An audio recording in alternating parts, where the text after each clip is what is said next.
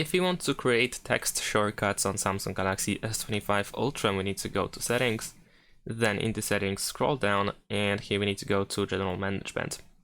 Then choose Samsung Keyboard Settings, and over here we have Text Shortcuts. Here we will find the list of all shortcuts created, but we can add new shortcuts by pressing this plus button in the top right corner. Now over here we can enter the shortcut. So let's say if I type hey, then I can replace it with hello. And let's press add. So now if I, let's say, go to messages, and if I type hey, it will be replaced with hello.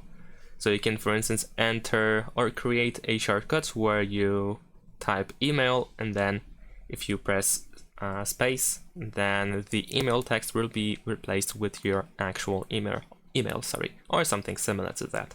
And that's it. Thanks for watching. Leave a like and subscribe to my channel, and see you in my next videos. Bye.